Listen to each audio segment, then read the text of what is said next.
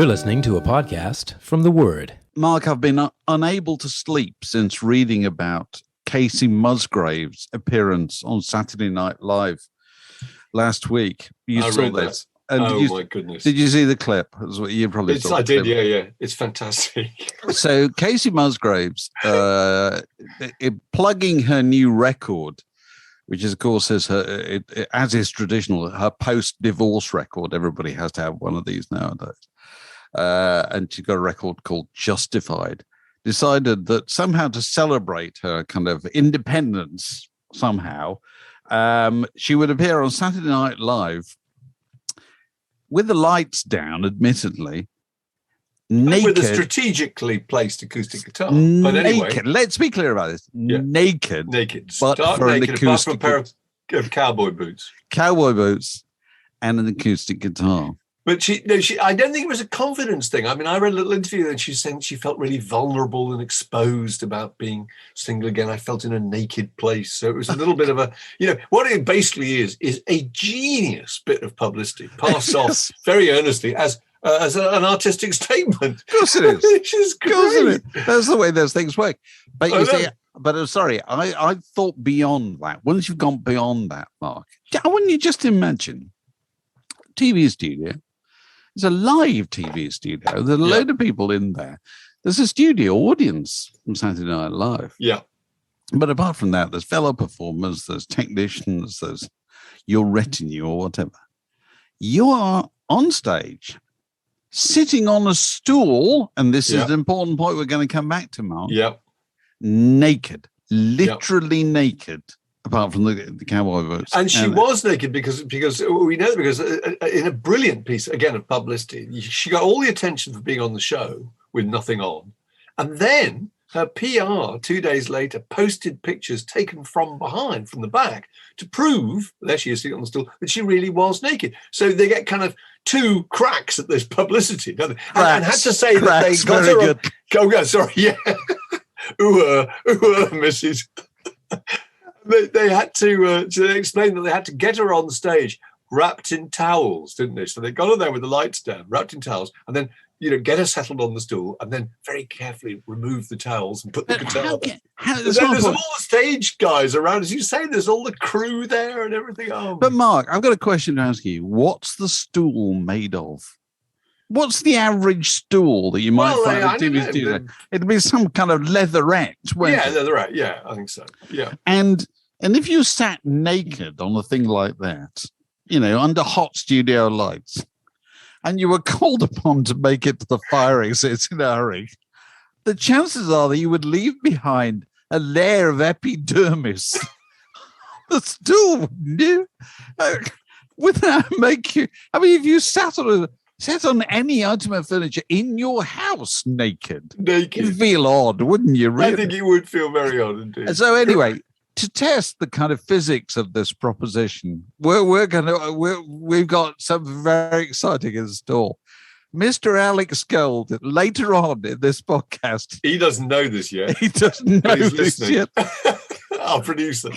is going to perform part of a song while naked in his cabin aboard a cruise liner, but for a strategically placed guitar. Okay, so that sound you might hear in the distance is Alex having palpitations or demanding a recount or whatever. So here we are accusing her of kind of cheap publicity and trying to engineer a little for ourselves. Quite right. Absolutely. Now, talking of crazy Americans. Steve Van Zandt's here this week plugging his book, and he was talking at the Cheltenham Festival, I think. And so he was in Cheltenham, and he posted a picture of him by the grave of Brian Jones in Cheltenham, and saying that it's insufficiently grand for somebody of Brian Jones's stature. Oh, that's what he meant, didn't he? I didn't quite understand that because his post was just the injustice. This injustice must be rectified. So he meant it was just too small scale. He said he changed the world, which I'm not really sure that Brian Jones changed the world. Anyway, and it just struck me, the American attitude to kind of celebrity graves is rather different from ours, isn't it? And it made me think, how many kind of rock star graves could you visit in this country? And I don't think there's an awful lot. Have you ever been to one? I don't know if I've ever been to any. That's a really good point. What are the significant ones? I mean, you kind of tend to think of the kind of Karl Marxes, don't you? And the, the Oscar Wildes in Paris. And I know, what are the main destinations? George Michael, interestingly, is buried in Highgate Cemetery, but an unmarked grave, which I think is a very good idea, because if you don't want something surrounded by people leaving inappropriate tributes or whatever, and they tramp it all over the graveyard looking for him, that's a sensible thing to do. But it's interesting that even Churchill, the kind of most celebrated Englishman of the 20th century, arguably, is buried in a country churchyard in Oxfordshire. This tends to happen with so many of these people, and I've just been looking up. This happened with other music names are just in kind of in local churchyards. And also, I didn't realize that Brian Epstein's grave is there in the Jewish cemetery in Liverpool. I think it's Long Lane Cemetery in Liverpool. I never knew that at all. But is that nothing grand then, presumably? Well, nothing particularly grand. No. And because that was the interesting thing about Oscar Wilde was that Oscar Wilde actually died in some kind of almost poverty, really, didn't he? Very absolutely. Reduced circumstances in Paris. And life was, and you go there, and it's unbelievably impressive. Is it? So yeah. It's a very elaborate thing. So right. I didn't realize that Thomas Hardy is buried in Westminster Abbey, but his heart is buried in a churchyard in Dorset. Good Lord. Is that extraordinary? That is very odd. And Dickens... Cromwell was buried in two different locations. They dug him up later, didn't they? Yeah. They hanged him, didn't they? Well, it was pretty grisly what happened to him. But anyway, I just thought Brian Jones in a local cemetery doesn't bother me at all. You know what I mean? And I don't think people need these kind of grand memorials at all. I don't think they need presidential libraries and all that carry on. The grandest rock star tombs I've been to have been in the States. It's like Elvis Presley's and so forth. I don't think we're going for that kind of thing over here. Don't think maybe we don't do it, but whereas maybe there's more of an American tradition in doing it. Dylan did it quite a lot, didn't he? There's a famous picture of him and Ginsberg at Kerouac's tomb. Do you remember that? When they're on, I think it might have been the Rolling Thunder tour. I can't remember now. Yeah. But I think it's more of a kind of a tourist destination for Americans. No, it's interesting. The Word Podcast, prime cuts of popular culture served fresh each week. Well, welcome, Ian Martin. First of all, this is a bit of a new departure, actually. Ian's not only a Patreon supporter, but more importantly, in this case, it's his birthday, isn't it, Ian? Is it today? It is. Well, it's in a few days' time, yeah. It's in a few days' time. So you're our special guest on this podcast to mark this birthday. What have you got planned for the birthday? Anything really exciting? Well, on the date, we're actually going out to see the Boomtown Rats at the London Palladium, which is something that's been cancelled about 3 times, but I think we're pretty certain it's going to take place this week, this year. So what kind of lineup do the Boomtown Rats come out with nowadays? Do we know? Well, it will be Bob Geldof and maybe is it just him and Johnny Fingers or somebody? Yeah, it is. Did you see the documentary about them that they repeated just the other night? I did, yeah. I actually thought it was well done, Incredibly well done. It's such a good story. And people are very fond of him, aren't they? I mean, Sting was clearly gushing about Bob Geldof and the Boomtown Rats. He was. I think people are very fond of him. I don't know how many are as fond of the Rats' music, but they certainly approve of and love Bob. He's got a lot of and he's a good front man. I mean, I remember a few years ago when they reformed, they just come out and they try and grab the audience in the first minute, and once you're hooked, you're hooked. Well, we know from our experience a few months ago when he was our guest on The Word in Your Attic or whatever. We literally got about one question. And it was just sheer energy. Riveting. He was fantastic. I think it's one of the best ones that we've done, actually. He just talked about the experience of watching bands when you're 13 or 14 in incredible detail, didn't he, Dave? Oh, it's brilliant. The clothes, you can remember clothes that all 5 of the Rolling Stones were wearing and their attitudes and the things that he nicked for his own stage act. It's really interesting. But also, of all the people we've talked to during lockdown of various different stages, he was the one who had most things to say that he'd clearly been storing up for a long time, you know what I mean? So you just started him. So I'm sure he'll be the same at the Palladium, you know, he'll be just dying to get on stage, like loads of these people are.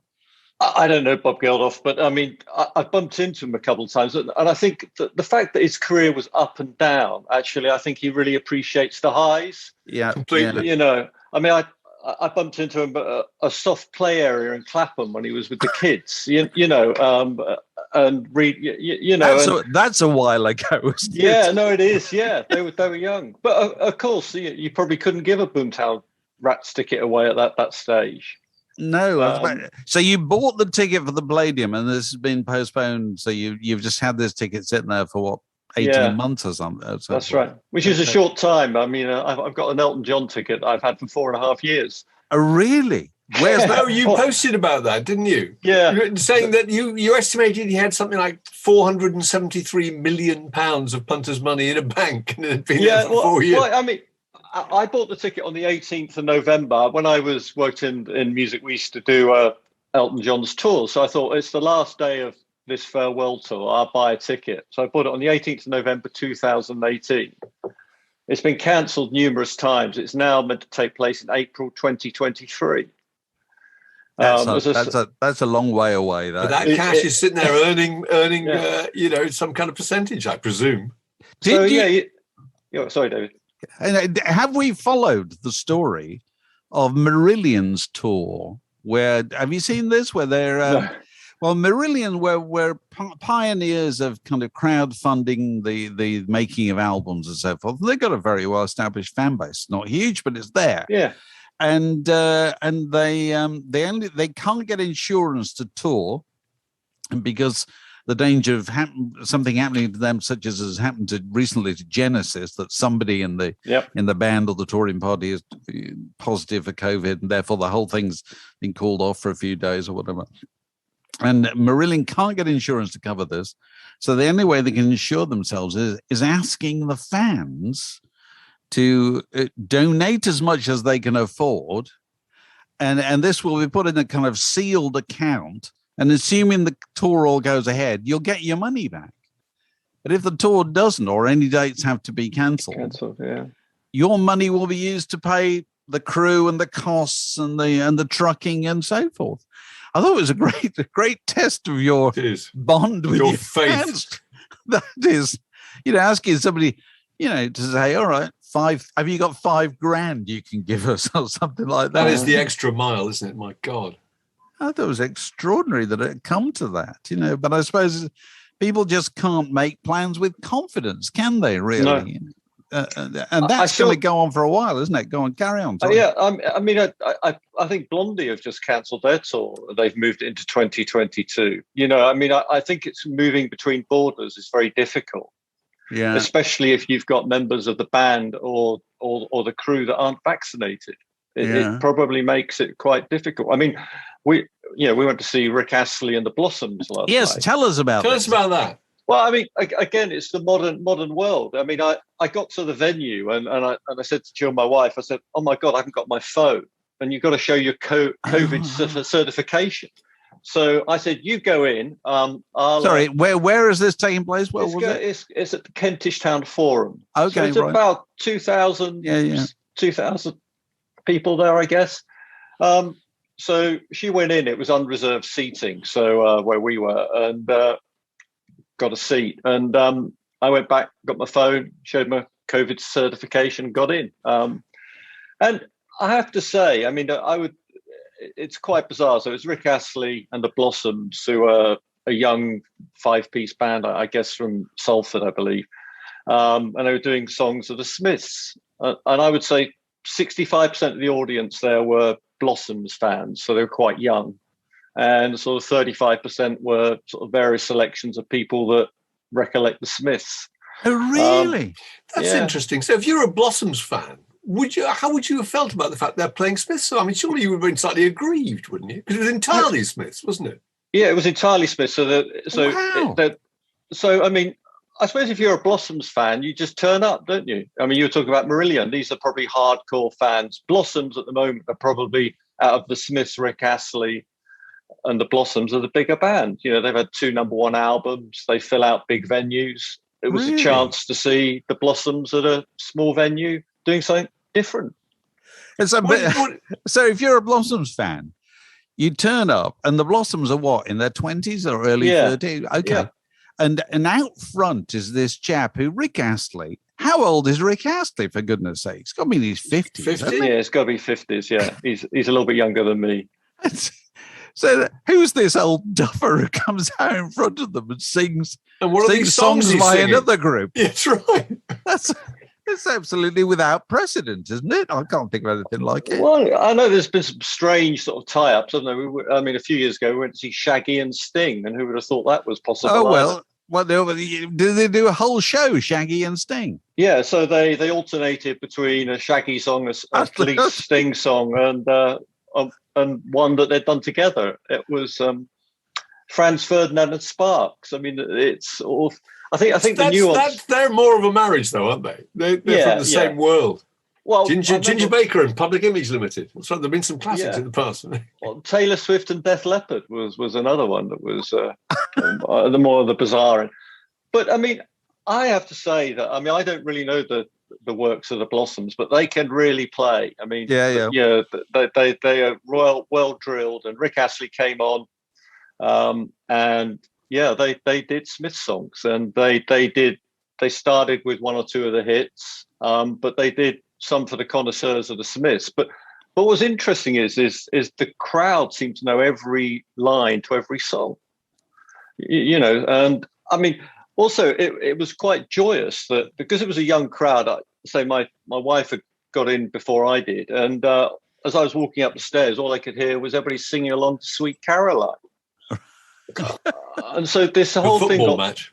Yeah, it got built up. It was a night out, and but don't you think? I've seen a few clips of it. I thought he did it really well. Oh, really well? I thought it was just incredibly, because what they did was do it really faithfully. That clip of this charming man, note for note, like the record, as much as they possibly could. All the inflections. I thought that was really credible. It's not like he's trying to do an interpretation of it or a better version of it or a cover version. It's just literally. You know, it was note for note. I mean, and to say, you know, the technology is better. These guys can really play. Being a 5-piece rather than a 4-piece, it helped in terms of the depth of the sound. It was very, very, very good. And you know, they ended with this charming man and There's a Light That Never Goes Out, and everybody. It was party. But you say they didn't try. There was a few swinging of the microphone, a few sort of daffodils went into the audience, you know. But it was a tribute. You know, they were clearly all Smiths fans, and they were trying to do the best that they could, and it was terrific. And he can really sing, Rick Astley. I mean, whatever one thinks of him as just a pop star, but he can really sing. He definitely can. Definitely. And, you know, I don't think if the Smiths were going to, you know, if Morrissey had left the Smiths and they'd looked for another singer, you know, Rick Astley would have been on many people's lists, but he could have done the job. He could have done the job. It does work. We finally reached the point where the cover versions are better than the originals, aren't they? This is what's happened in popular music, you know. It's just about. Well, it's true, because what else is available? There's very little Morrissey available. Johnny Marr does occasionally do some, doesn't he? But sings them himself and doesn't.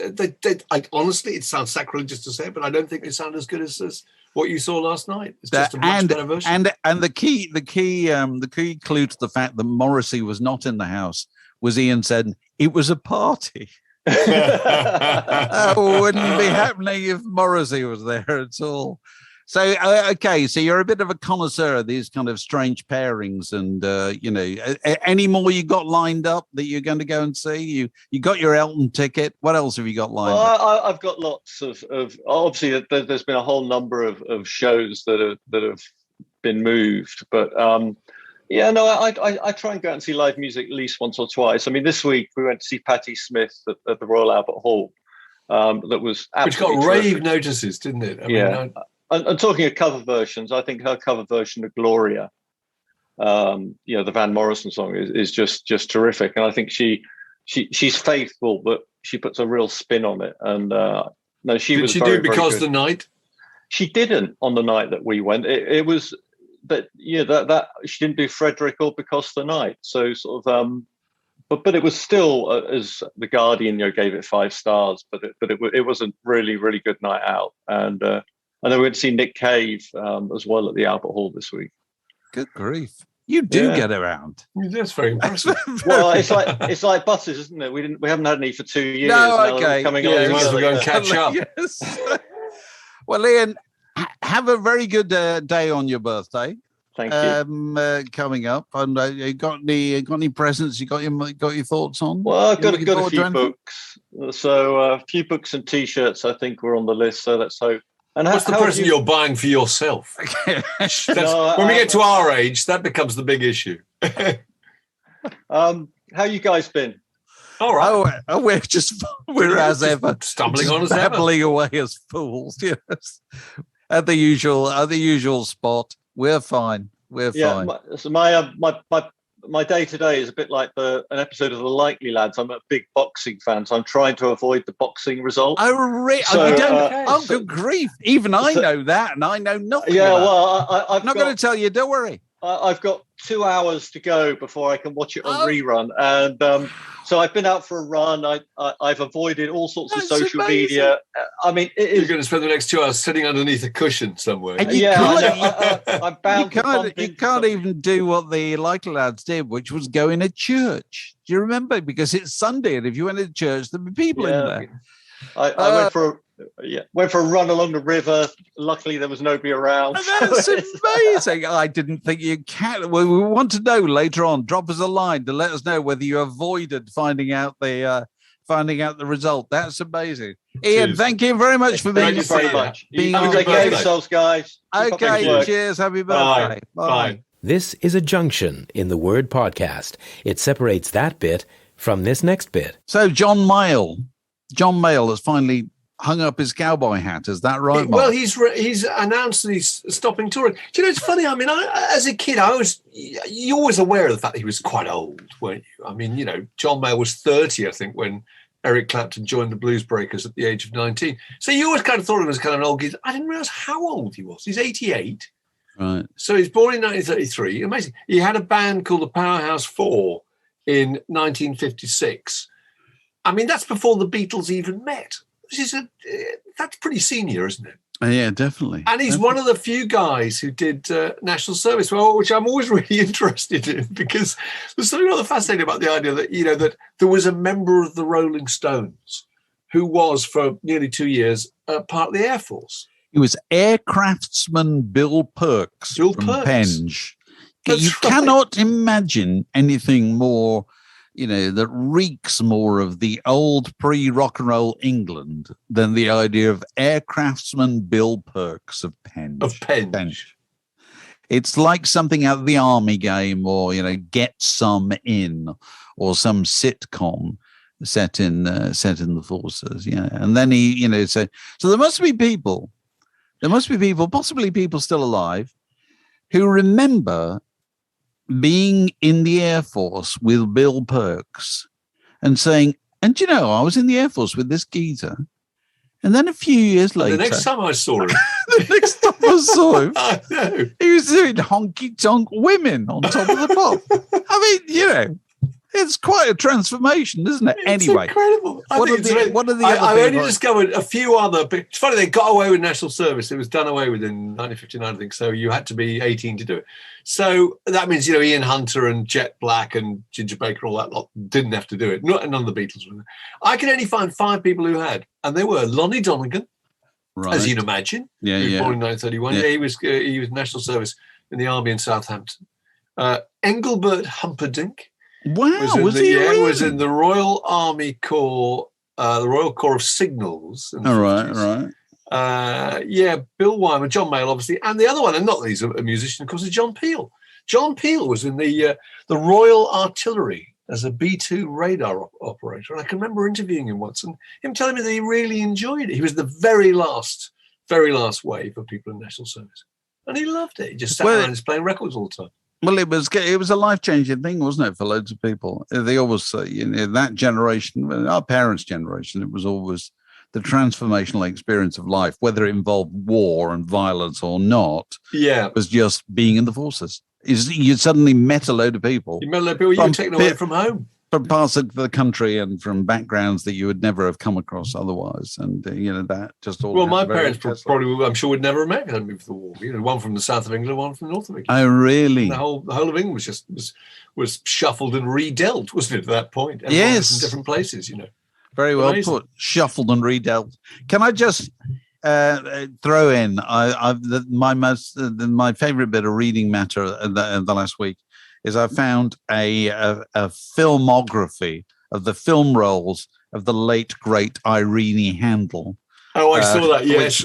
I do recommend to anybody. Find it on Wikipedia. It's unbelievable. There's just millions of films. And out of which Irene Handl always played kind of rather strange older ladies who are very often landladies or whatever. And they have fantastic names, don't they? And I'm just going to give you a few. Looking at it now. Go on, In Rhythm Serenade in 1943, she played Mrs. Crumbling. That's right. in Give Us the Moon in 1944, she was Miss Haddock. Miss Haddock. Very good. In Small Hotel in 1957, she was Mrs. Gammon. And in The Pure Hell of St. Trinians in 1960, she was Miss Harker-Parker. And a kind of toffee-nosed harridan. You can just imagine it, can't you? And in The Wrong Box in 1966, she was Mrs. Hackett.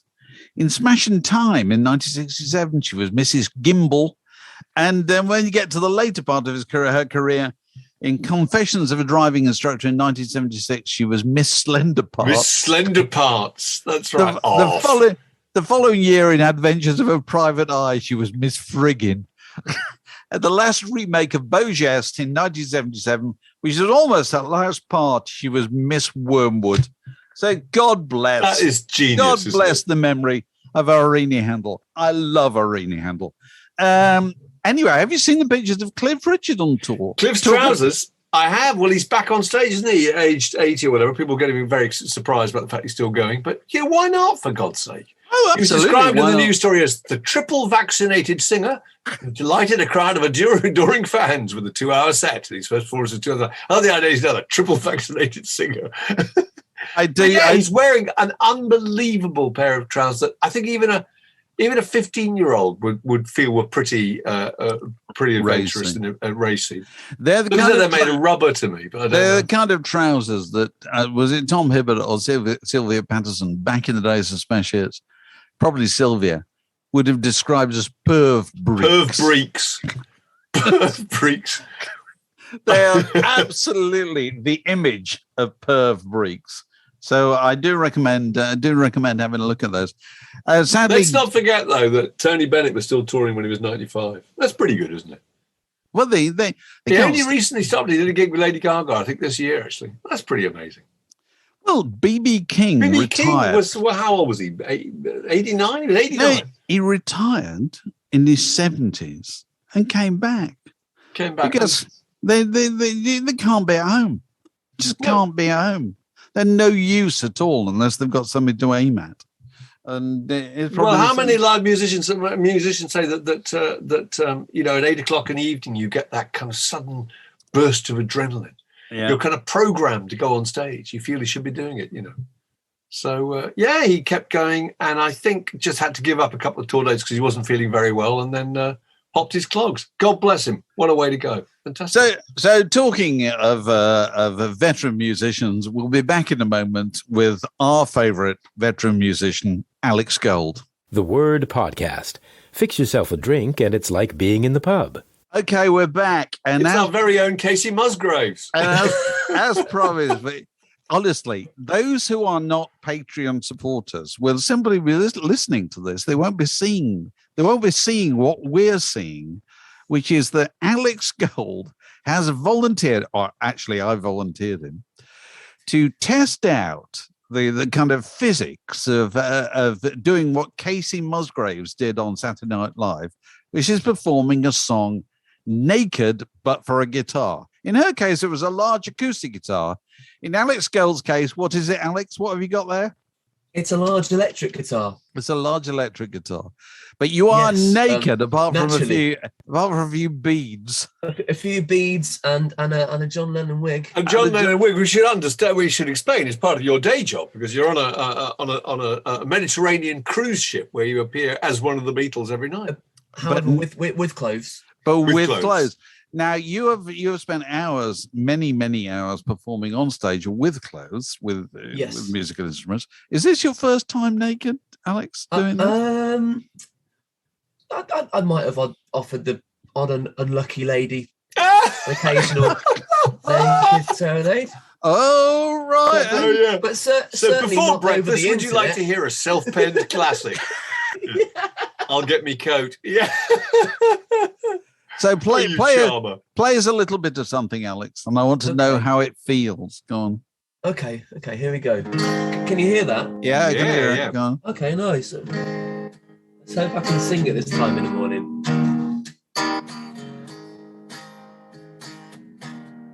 Okay. There are places I remember all my life, though some have changed, some forever, not far better. Some have gone and some remain. All these places have their moments with lovers and friends. I still can recall. Some are dead and some are living. In my life, I love you more. So, how's it feeling, Alex? How's it feeling so far? Is it different? It feels somehow lighter. Yeah, more breezy. I think I'll do this tonight. I'll be flying home tomorrow. Seriously, it must be odd, Alex. It's got to be odd, doesn't it? Not entirely, because when you're used to wearing wigs and fake moustaches and all manner of weird clothes. Oh, right, okay. You know, there's only so many kinds of weird that can be new to you. You know, so this is just another kind of weird, really, to slot in with all the other kinds of weird that are a part of my daily life. Well, you've done us a great service in allowing us to conduct that live experiment there, Alex. Well, you know, I'm glad that you chose me to. You know, to We should have got you to play. There's a great track by ZZ Top called "Buck Naked." So that's the one you should have done. The nip. Very impressive. In the nip. So we move on to readers' questions. Mark, we've got solicited people's inquiries from the massive, and we're leaving Alex on screen. We are. We're just going to leave it there. Control the vibes. Yeah. When you need some inspiration, just look at me, you know. And okay, we will. That's great. Okay. There you go. And Martin Valens is quite interesting. He says he's seen the Sparks Brothers documentary, and his complaint about it is it's too happy. I saw that post. There are no drugs, no personnel issues, no deaths. So can it qualify as a rock documentary? I think it's a very fair point. It's a very fair point. It was made by Edgar Wright, who is a kind of an absolute super fan. Yeah. So he was looking for the most kind of joyous aspects of the story, wasn't he? Because he's incredibly enthusiastic about it. But you're absolutely right. Nothing goes wrong. They had their ups and downs commercially, but they don't have their ups and downs personally. Which they don't fall out. And they're brothers. So there's none of that kind of Simon and Garfunkel kind of, you know, Everly Brothers. They won't be on the same stage together stuff. They don't fall out. So it's true. It doesn't have any of the usual dynamic. It doesn't have the usual arc, I think you'd say. That's right. That's Martin. Right. So that's a fair point. GD Silver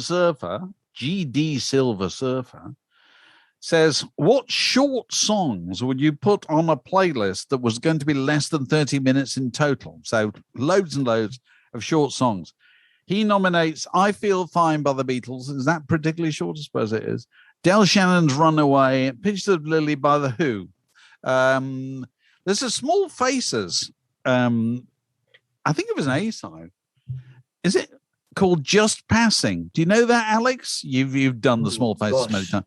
And I think it's about 1 minute 30 or something like that. Oh, really? It's really, really short. And it's kind of the short and the brevity of it is part of its charm. You listen very closely because you know it's going to go away really, really quickly. You want I Will by the Beatles.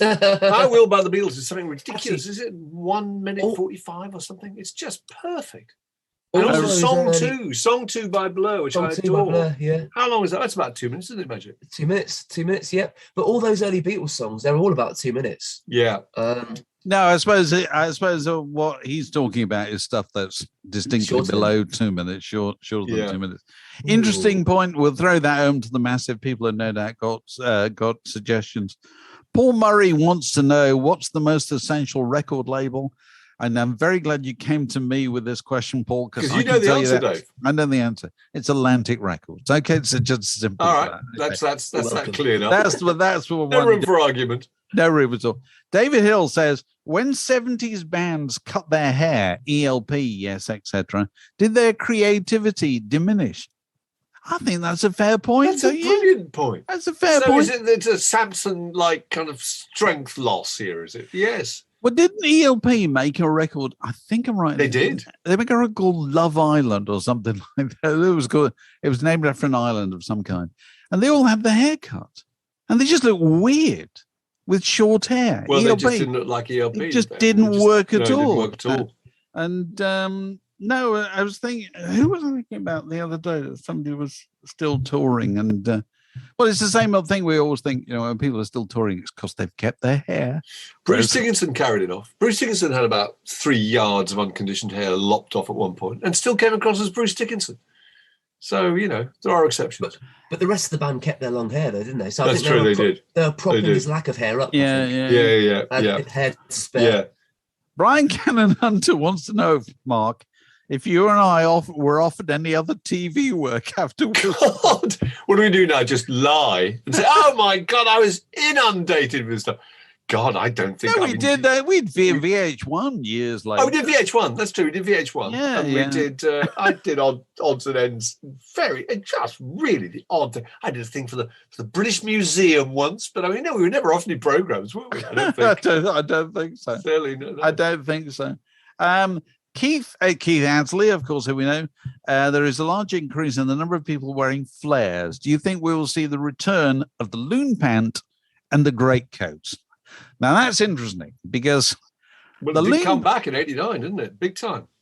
Did the loon pant come back? Because the loon pant, as we frequently recalled, was an item of trousering which made no allowance for the gender of the wearer.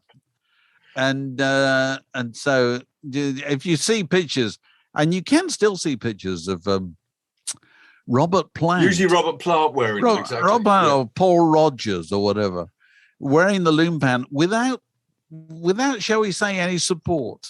That's right. And so you can see the religions of the the wearers can easily be detected. They were also, think about loon pants, they're really cheap, weren't they? Because I seem to remember they were about £3, and they were made of about 4 pieces of material loosely tacked together. Very stiff kind of canvas. There's a company called South Sea Bubble. That's right. Do you remember that? South Sea Bubble. South Sea Bubble. And when they were £33 when a pair of jeans were probably 8 or 9 or something like that. So that's a cheaper alternative. And so a bit rather similar applies to the greatcoats, because the thing about the greatcoat was it was unbelievably cheap, wasn't it? You got them from the Army and Navy surplus, didn't you? Yeah, absolutely. They'd be last worn on Arctic convoys or whatever. And you used to be able to buy those for a couple of quid. They would reappear at Wheelie Festival. I know, it just seems bizarre. And so Ichabod Wolf says, acts for whom the first track of their debut album is the best song in their catalogue.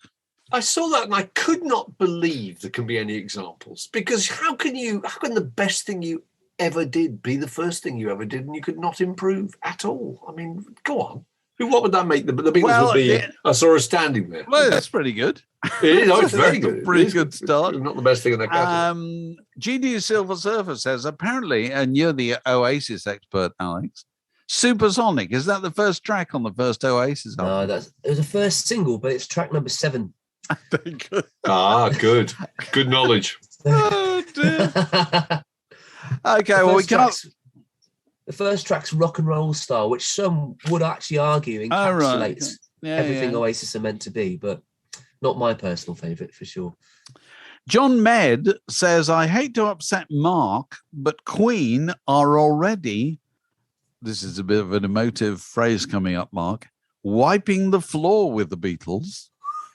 He sent in some Spotify screen grabs on back-to-back days, and Bohemian Rhapsody has a total number of streams of 1.6 billion and is being streamed how many times a day, Alex? How many times a day? Oh, I want to know. This is how many times a day? It's got to be in the tens of millions, surely. It can't be 10. 2 million times a day. Oh my Lord. A day. It goes to for which the songwriters would get what, about sort of 76 pence. That's right. No, but if you add it up, they get a fortune. Well, that's the whole thing about that stuff. Is roughly 100,000 plays on Spotify gets you about 3,000 quid, I think. Okay. Oh, right. Well, that's amazing. Okay. The point is, it goes on, doesn't it? It doesn't. It's not like it doesn't just happen for 2 years. Yeah, it happens for 30 years or whatever. Keeps on going. And, I think if you're a top earner on Spotify, I think you're doing very well indeed. It's the middling earners and the lower earners who are not. So that's actually astonishing. So it's generating, tens of thousands a day, isn't it? I mean, you would have thought so. Yeah, that's one way or another. Amazing. Yeah. So, what's your favorite music documentary, everybody? Oh, God. Duncan wants to know this. God, Dig was good. Do you remember Dig with Dandy Warhols and Brian Jonestown Massacre? That was fantastic. Don't Look Back is fantastic. Obviously, the Dylan one. Oil City Confidential is really good. Oil City Confidential is very good. And I also like that one that was made for ITV about status quo on tour. Oh, that was brilliant. In the 90s. Yeah. And I can't even the George remember Harrison Scorsese is terrific. Oh, yeah, we'd have to throw 3 into the ring. The George Harrison was what I was going to mention. Yeah. Material World, which is brilliant. Yeah. Just because of how he flowered after the Beatles broke up. I mean, that contains the magic in it for me. The Joe Strummer one, The Future is Unwritten, Julian Temple, I really love that one. And predictably, Supersonic. Oasis. Martin Brown wants to know, has any rock star made a decent fist of a film leading role, bar Bowie, perhaps? And he well, that was Labyrinth, wasn't it? No, yeah, he was talking about Merry Christmas, Mr. Lawrence, I think. It was Tom Waits is good in that Coen Brothers thing, but then again, I don't think he has to say anything. He's appeared in a few things, Tom Waits. He's not bad, but he's just Tom Waits, isn't he? I suppose Chris Christopherson, but would you call him a film star? I don't know. Chris is a musician. Actually, Chris Christopherson was pretty good. In A Star Is Born, he's pretty good. Shall I tell you who the two are? Because I've got the answer to this again, Mark. Go on. People waste their time guessing. There are only 2 pop stars who were also genuinely film stars. You're going to say David Essex? No, I'm not. No, not really. Barbra Streisand? No. Frank Sinatra. Oh, okay. Elvis Presley. Okay. But Elvis is acting? It doesn't matter about acting. Film star has nothing to do with acting. Just presence, charisma. Presence. It's can you appear in front of a camera? And can you be so confident in the way you look that you're quite happy to stand still in front of the camera and not self-conscious? 99.9% of rock stars, as soon as you put them in front of a film camera, they look self-conscious immediately. You can see it. Bowie's the worst offender. Actually, absolutely terrible. Lord, he looks. He's eaten up with anxiety. It's like you can see them. They're thinking, "I've gone too far here. I'm really exposed now. This is not my game. I'm not in charge." Go on. But have you seen Bowie as the Goblin King in Labyrinth? I can't say I have. Honestly. And I'm finding it hard to believe that that's a classic. I would highly recommend you dig in because the hierarchy will change. Mark my words. Bowie is the Goblin King in Labyrinth. Puts him at the top of the podium in my peepers. Anyway, he makes a great goblin. Really confident goblin. Okay, well that's something I will do on one of those long winter readings which are coming up. After your Marvel marathon. Yeah, after my Marvel marathon. Okay, is that it? Have we got any more? I'm going to put some clothes on. This podcast was brought to you by The Word.